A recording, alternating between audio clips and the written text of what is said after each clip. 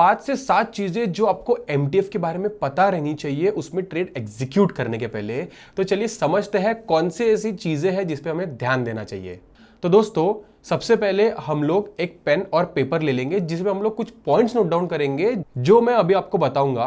तो दोस्तों सबसे पहला पॉइंट जो है ना एमटीएफ के बारे में आपको पता रहना चाहिए, वो पता रहना चाहिए कि हमें इसमें लेवरेज कितना मिलता है। ठीक है, लेवरेज कितना मिलता है इसमें हमें। ओके, सेकेंड पॉइंट जो रहेगा वो रहेगा दोस्तों इसके अंदर बीटीएसटी का। थर्ड पॉइंट रहेगा इसके अंदर प्लेज का। ओके, चौथा पॉइंट रहेगा इसके अंदर आरएमएस, जो कि एक बहुत ही इंपॉर्टेंट पॉइंट है इस टॉपिक के अंदर। इसी के साथ दोस्तों इसमें हमें एक पॉइंट है जो रहेगा इंटरेस्ट, जो हमें एमटीएफ के लिए पे करना होता है। तो ऐसे 5 से 6 पॉइंट्स है जिसपे हमें ध्यान देना है। तो सबसे पहले हम लोग ये ध्यान रखेंगे कि हमें लेवरेज कितना मिलता है। हमें किसी भी स्टॉक में या फिर किसी भी ईटीएफ में यहाँ पे लेवरेज जो मिलता है ना वो मिलता है अप टू 4x। ठीक है, अप टू 4x ही हमें यहाँ पे लेवरेज मिलता है। तो जैसे कि हमारे पास में जैसे मान लो 40 लाख कैपिटल है, 40 लाख कैपिटल पे हमें 2 CR यहाँ पे लेवरेज मिलता है। ठीक है, 4x to 5x हमें यहाँ पे लेवरेज मिलता है। उसी के साथ में यहाँ पे जो सेकंड पॉइंट है दोस्तों वो है बीटीएसटी का। ठीक है, बीटीएसटी का पॉइंट मतलब जब भी आप एक बीटीएसटी के अंदर ट्रेड लोगे, जैसे मान लो आप लोगों ने कोई XYZ स्टॉक जैसे विप्रो हो गया, ठीक है, एग्जाम्पल के तौर पे हम लोग विप्रो को कंसिडर करेंगे। जैसे विप्रो हो गया, विप्रो में आपकी ऐसी एक्सपेक्टेशन है कि विप्रो अभी ऊपर की तरफ बढ़ने वाला है, तो आपने इसके अंदर एक बाय साइड का एमटीएफ के अंदर ट्रेड एग्जीक्यूट किया। अब आपको इसे क्या करना है ना, आपको इसे 4 बजे से लेके तो 9 PM तक एक मेल आ जाता है जिसमें आपको ये स्टॉक जो है इसे प्लेज करना होता है। ठीक है, ये जो स्टॉक है ना इसे प्लेज करना होता है अगर आपको इसे एमटीएफ में बाय करना है। तो अगर आपने इसे प्लेज नहीं किया तो ये ऑटोमेटिक डिलीवरी के अंदर कन्वर्ट हो जाएगा, और जिसमें हमें ज्यादा पैसे देने पड़ेंगे, कुछ इंटरेस्ट पे करना होगा, तो आपको इसे प्लेज करना होगा। ठीक है, 4 बजे से लेके तो 9 बजे के बीच में। तो दोस्तों अभी हम लोगों ने 3 पॉइंट जो है वो कवर कर दिए हैं। अभी जो चौथा पॉइंट है ना, ठीक है, अभी जो चौथा पॉइंट है ना वो है आरएमएस। अब आरएमएस का मतलब आपको समझ में आया होगा, यहाँ पे रिस्क मैनेजमेंट। ठीक है, रिस्क मैनेजमेंट तो हम लोगों ने बहुत बार सुना है, तो क्या ये ब्रोकर भी फॉलो करते हैं? तो इसका आंसर है दोस्तों यस, क्योंकि आप उनसे पैसे उधार ले रहे हो, मतलब आप पैसे लेवरेज पे ले रहे हो, तो उन्हें भी अपने कैपिटल की सेफ्टी रहनी चाहिए ना। तो इसीलिए उन्होंने ना कुछ रूल्स बनाए हुए हैं जिसे हम लोग अभी चेकआउट करेंगे उनके ऑफिशियल साइट पे जाके। तो यहां से हम लोग क्या करेंगे, अभी उसकी ऑफिशियल साइट पे आ जाएंगे। तो दोस्तों हम लोग इनकी ऑफिशियल साइट पे आ गए। अगर आपको इनकी ऑफिशियल साइट पे आना है तो हम लोग यहाँ पे जो सर्च वाला सेक्शन है ना इसमें डाल देंगे धन एमटीएफ ट्रेडिंग। तो यहाँ पे आपको कुछ इस तरीके से यहाँ पे ऑप्शंस मिल जाते हैं। तो यहाँ पे जैसे ही हम लोग आ गए, आपको मैंने बताया था एक इंटरेस्ट रेट और दूसरा जो है वो रहेगा आरएमएस।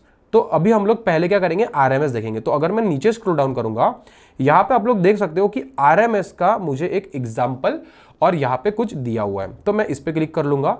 जैसे ही इस पे क्लिक किया, यहाँ पे मुझे सारी इंफॉर्मेशन मिल जाती है आरएमएस रिगार्डिंग। अब क्या करेंगे हम लोग, यहाँ पे ऐसा बोला हुआ है MTF holdings can be liquidate by our risk management system under the following circumstances. तो ये इसके 2 सर्कमस्टेंसेस आप लोग यहाँ पे देख सकते हो। तो पहला इसके अंदर ऐसा है when required margins are not being maintained, मतलब जो मार्जिन आपको रिक्वायर्ड है अगर आप उसे मेंटेन नहीं करते हो तो आपकी पोजीशन जो है वो कैंसिल हो जाएगी। दूसरा ऐसा बोला हुआ है कि holding coverage has fallen below 20, मतलब 20% के नीचे अगर आपकी पोजीशन लॉस में है तो आपकी पोजीशन जो है वो एग्जिट यहां से हो जाएगी। अब हम लोग इसका एग्जांपल देखेंगे। यहां पे इन लोगों ने एग्जांपल प्रोवाइड किया हुआ है। अब अगर हम लोग एग्जांपल देखेंगे कि हमारे पास में जो है वो 25,000 रुपए है और हम लोगों को 1 लाख का शेयर खरीदना है। ठीक है, 1 लाख का शेयर खरीदना है, तो 75,000 जो है वो हमें ब्रोकर प्रोवाइड करेगा, मतलब 4 टाइम्स लेवरेज जो है वो ब्रोकर प्रोवाइड कर रहा है। उसी के साथ कंबाइन लेवरेज जो है वो रहेगा -75 क्यों? क्योंकि हम लोगों ने इसे ब्याज पे लिया हुआ है, लेवरेज पे लिया हुआ है। अभी इसका जो होल्डिंग फुल वैल्यू है ना, मतलब लाख रुपए पे हमें 7,000 का लॉस हो रहा है, मान के चलो। ठीक है, 93,000 मतलब 7,000 का हमें यहाँ पे लॉस हो रहा है। ओके, और ऐसा बोला हुआ है यहाँ पे, अभी फॉर्मूला दिया हुआ उन्होंने कि हम लोगों ने जो लेवरेज लिया है, जैसे -75,000 हम लोगों ने लेवरेज लिया है यहाँ पे। ठीक है, 75,000 प्लस 93,000, ठीक है, प्लस 93,000 डिवाइडेड बाय 93,000, तो इसका आंसर आएगा आपको 19%। अब जैसे ही ये 20% क्रॉस करेगा या फिर 20% आएगा तो आपकी पोजीशन जो है ना वो कट हो जाएगी। ठीक है, क्यों? क्योंकि आप लोगों ने क्या किया ना, भले यहाँ पे आपको 7,000 का लॉस दिख रहा है, ठीक है, बट ये जो फॉर्मूला के अकॉर्डिंग अगर हम लोग जाएंगे तो हमें अगर लॉस एग्जिट होगा हमारा, मतलब 20% या 20% से ज्यादा होगा, तो पोजीशन यहाँ पे एग्जिट हो जाएगी। तो ये चीज हम लोग ध्यान रखेंगे कि एमटीएफ के अंदर risk management is very very important. इसलिए मैंने आपको बोला था कि ये जो आरएमएस वाला पॉइंट है ये बहुत इंपॉर्टेंट है। तो हम लोग जब भी एमटीएफ में ट्रेड एग्जीक्यूट करेंगे, ये सोच समझ के हम लोग ट्रेड लेंगे कि हमेशा हमें प्रॉफिट नहीं होता है, हमें लॉस भी इसमें देखने पड़ते हैं। तो आ जाते हैं हम लोग हमारा जो इंटरेस्ट वाला सेक्शन है इसके ऊपर, क्योंकि हम लोगों ने ट्रेड तो ले लिया, अब ट्रेड लेने के बाद में इंटरेस्ट कितना पे करना होता है डेली का, तो चलिए समझते हैं। तो यहां पे हम लोग क्या करेंगे दोस्तों, अभी आप लोग देख सकते हो कि what is the interest rate changed on MTF funding. जैसे ही मैंने इस पे क्लिक किया, यहां पे एक बहुत बड़ा समरी मुझे आ चुका है, तो पढ़ते हैं इसे और इजी लैंग्वेज में इसे डिकोड करते हैं। अभी ऐसा बोला हुआ है दोस्तों यहाँ पे कि मुझे 0.0438% का यहाँ पे इंटरेस्ट पे करना होगा डेली का। जैसे आप लोग यहाँ पे देख सकते हो, will be charge buy day effective from settlement date. मतलब जैसे मान लो आज आपने इंट्राडे में एमडीएफ का शेयर बाय किया, डिलीवरी के अंदर ही बाय किया लेकिन आपने, ठीक है, डिलीवरी में बाय किया बट इंट्राडे में ही एग्जिट कर दिया, तो आपको कोई चार्ज नहीं लगेगा उसके अंदर। बट अगर आप इसे बीटीएसटी कर रहे हो, लॉन्ग टर्म के लिए आपके पोर्टफोलियो के अंदर ऐड कर रहे हो, तो आपको डेली का इतना चार्ज यहाँ पे देना होगा। ओके, तो यहाँ पे आप लोग देख लो कि यहाँ पे ऐसा बोला हुआ है कि आपने 40,000 के जो शेयर है वो बाय किए हैं 75% एमटीएफ फंडिंग के साथ में, जिसे हम लोग 4 टाइम्स लेवरेज बोलते हैं, और हम लोगों ने sell them on next Monday, मतलब एक हफ्ते के बाद में हम लोगों ने इसे सेल किया। ओके, अभी यहाँ पे ऐसा बोला the buy settlement will happen on Tuesday. Okay, जैसे मैंने आपको बोला कि यहाँ पे जो है ट्यूसडे के दिन से हमें चार्जेस लगना चालू हो जाएंगे।